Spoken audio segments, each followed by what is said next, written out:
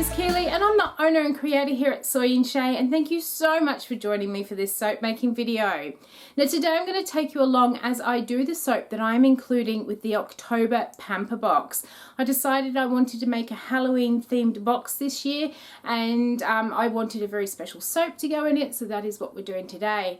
I did say in the video I was going to be calling it Hocus Pocus, but when it came time to labeling I changed my mind and decided to call it Corpse Cleanser instead, and that just kind of went in with more of the things that I was putting into the box. I also say that it is available to purchase separately online. However, I did end up with quite a few pre-orders for the Pamper Boxes, so I didn't have enough to list them separately. There are still a couple of Pamper Boxes left, so if you do want to get your hands on one of these soaps, you will need to order one of the Pamper Boxes. But for now, we are going to go and see how I make my Corpse Cleanser soap. Let's go! Alright, I'm going to do something a little bit different today. I'm going to start off exactly the same. I have my oils in here and I have my distilled water and sodium hydroxide solution. I'm just going to stir them in together with the whisk. I'm going to be using some neons today, and from my experience of neons, and it doesn't happen for everyone, just me, they seem to accelerate quite quickly. So I'm going to start off by doing some hand stirring. I'm going to stick blend my colours in because, as I said, we're using neons. Even though they do accelerate on me, I do also need to actually stick blend them in to make sure that they disperse within the soap and don't leave little balls of colour dropped throughout. So I have stirred that together, looking really nice, and then we're going to split it up for some really fun bright colours. Oh, well, our first colour might not be bright and fun, but it is black, and today I'm using some black oxide. I finally treated myself to a little bit of this. I've always used activated charcoal, but decided I wanted to have a go at some black oxide. And I'm only going to do about half of, a little bit of that, and then I'm going to split the rest of this up between three colours. I have some Eminence mica with some purple neon. I have some Shamrock shimmer with some Harlequin neon, and then I have some orange pop, which I've also put in an orange neon as well, which these two actually escape the name of me, what the actual names of the colours are, but you really can't miss them because there's only one choice of neon on the website. I'm thinking I may have left a little bit too much black, but it's too late now. Let's get these split up, and then I'm going to use the stick blender to mix those colours in well.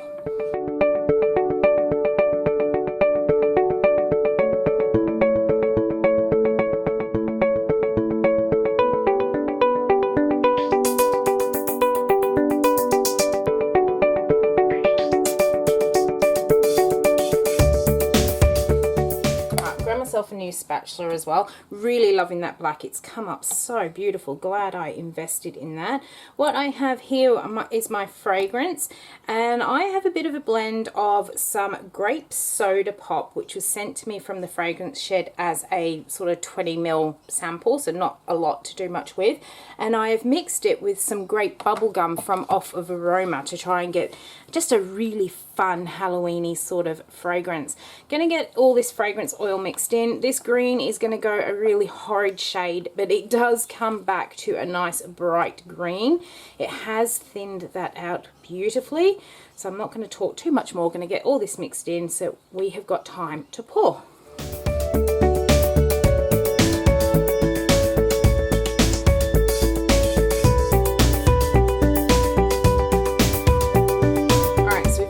Fragrance mixed in there. It has thinned it out nicely. It's turned that one a really weird shade of almost wine pink sort of colour, but hopefully that will come back.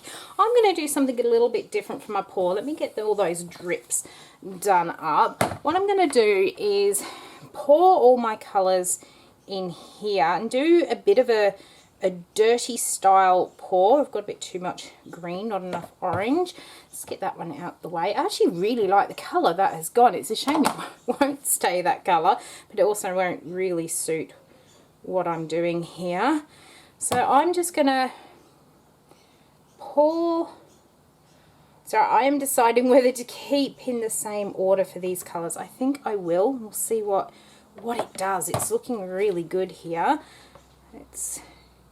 Now what I'm going to do with this black, I'm going to pull my spatula out and I'm going to do a bit of a in the pot swirl with my black, come back in with my other colours, finish filling this up, and then we will pour it into the mould, and I'm really looking forward to seeing what I get. That is looking really good like that. Let's get these scraped out. I can feel that this one is actually setting up now, so don't want to miss my pour time. Might just leave some of that back. Actually, no, I won't need to leave any of it back because I'm doing something different again. Alright, let's get the mould here. This is looking really interesting. It's going to be a long wait until I can cut this one. I am just going to simply pour it in here, and I can already see we have got some amazing looking swirls. Hopefully that purple comes back to that really nice vibrant colour, because that's just going to be absolutely gorgeous. Let me get all this scraped out. So I know the top's looking a little bit muddy at the moment, but I'm pretty sure in there we've got some awesome swirls. So to really hide the top of this, I'm going to do something I've not done for a long time, and I'm going to go and get some piping ready.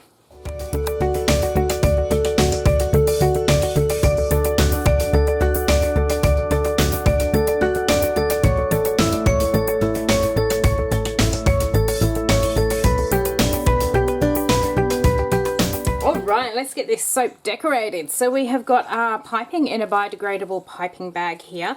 I used the black oxide, and I also put in some blizzard mica to give me a little bit of sparkle in there as well, because you know what, Halloween is just fun.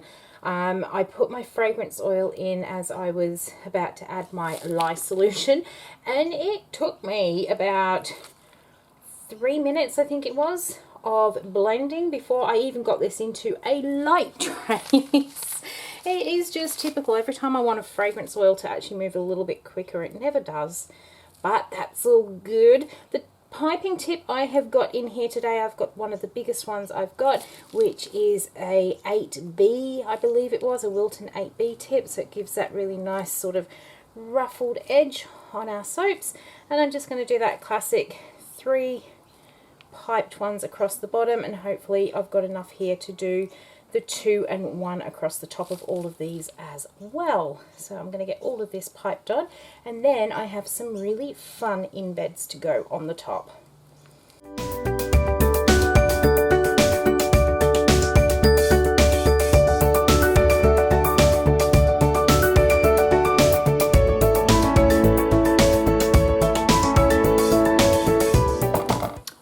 So we've got all that piped on there. Next thing I'm going to do before I put in any embeds, I have some rainbow holographic biodegradable glitter, and I am going to give that a really good spritz. This has kind of got like every colour of the rainbow through it. It is so pretty, and it's on a silver base as well, so unlike the other biodegradable glitter I use, this has got a lot more colour. I'm going to go a little bit nuts with it because again this is a nice fun soap.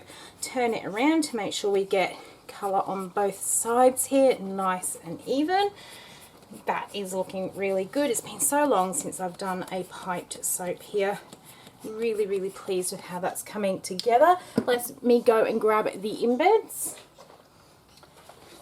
These are my embeds. I've only done melt and pour for these ones. I wanted them to be nice, quick and easy. I have got in the bottom here, I have got some little bats. We've got 2 different shaped pumpkins here, and I've got some little hats which I've painted with a bit of purple on them as well. So what I'm going to hopefully do is put a hat on each side. Hopefully they are not too big. We are going to put a pumpkin on the other side, and you know what, I'm not going to put the bat on because I think the bat actually might get a little bit lost in there, so I'm going to go the opposite on this one just for photograph. and we'll do another pumpkin. I'm going to pop them all on there like that. That is going to be so cute once all these bars are cut.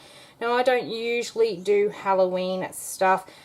Few reasons. One is that Halloween actually isn't that big a deal over here in Australia. It's starting to pick up in popularity, but it's just not done to the same degree as it is done over in the US. We can buy all the decorations and things like that, and the kids do go trick-or-treating, but it's not a massive event for us. There are the odd markets that sometimes happen around Halloween, only this year I don't think they are happening. They are super popular, get really busy, and I think for that reason they probably actually won't happen this year for social distancing and all that jazz. The other reason I kind of don't really do much to do with Halloween, you know, because it's not a big thing here, I don't want to be left with Halloween stock at Christmas, so I don't tend to make a lot of it. And I'm also a little bit bar humbug when it comes to Halloween, mainly because we spend all year teaching kids not to talk to strangers or take candy from strangers and all that sort of thing. And then this one day of the year, we tell our kids to go and knock on strangers' doors and ask them for lollies, and it's okay to actually take them on that one day. I've been saying that for years, and then sadly last year it actually did happen that kids went knocking on doors in this one place, and whoever was handing out the candies had put stuff into the lollies.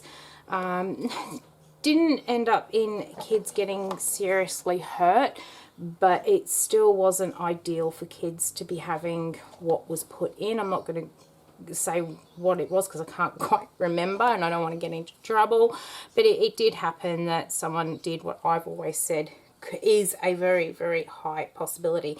You know what, I'm actually going to take those ones out because I want to turn them around in the soap so we get a cut bar up here. So yeah, I've always said that, and I do something for the little boy across the road. I always make sure I've got something to give to him, but for the other kids out in the street, I'm a little bit bar humbug. We don't leave our porch on for them. So, but I figured this time I was going to do a Halloween soap, which is this one here. I'm only going to do the one, and a majority of these bars will be going out in pamper boxes. So if you are keen to get yourself one of these bars, as well as a few of the other Halloween goodies I will be doing, they will be going into the October pamper box. It's just going to be a very fun box, different to what I usually do. Everything will still be very usable, but they will be very heavily themed for the month of October. So we are almost there with getting these in. It is smelling really good, very Halloweenish. Get those two in. Now I was one hat short, so we'll get 2 pumpkins in this end one. Oh, and I managed to save myself one of each type. That was pretty good thinking. I don't think I'm going to put the bat on. He's too big, got too much. I'll find something else to do with those. Going to bring you down for a closer look of our Halloween. I think I might be calling it Hocus Pocus. Alright, so here is the Hocus Pocus soap up close. You can see how gorgeous that holographic biodegradable glitter is, all those different colours as we go up. Looks brilliant against that black soap, and that black also has that little bit of shine from that Blizzard mica. Loving all those little embeds on there. Really looking forward to getting this cut to see what we've got on the inside from that really interesting pour. So I'll be back in just a moment to cut it open.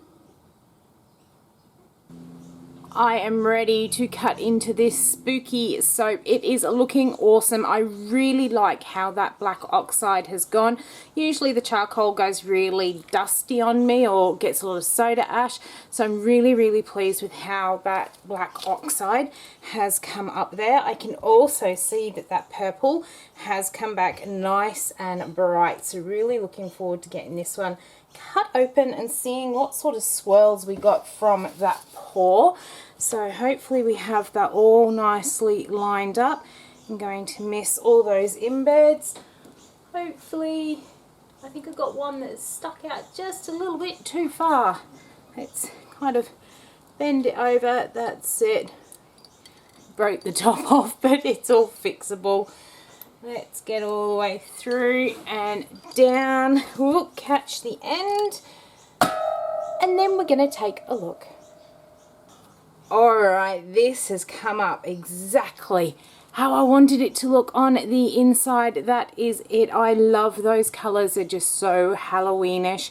Really like how this has gone up. It looks like a little witch's hat sitting on top of the soap. Love how that black is just intertwined with all of those colours. And we've got our really cute little embeds on there. I can see, I think the camera's picking it up along here. We do have a little bit of fragrance leakage, which I have had with that grape bubble gum before. The colours will also go a little bit darker than what they are, but this fragrance holds really, really well. I know after a couple of days on the curing rack, that will all seep back in.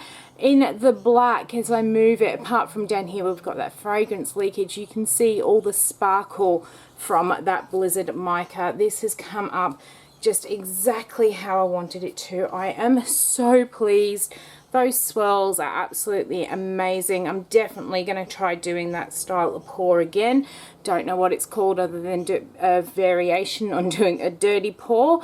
Really, really like that idea. So very, very pleased. So as I said, these soaps I have made specifically to go into my October pamper boxes, which are available now. There will be a few of these bars available to purchase on the website right up until Halloween, but once they are gone, they are gone. So I hope you have enjoyed watching how I made my soap here. If you did, why not leave me a thumbs up and any comments down below. And until the next video comes out, I hope you have a great one, and I will see you then. Bye.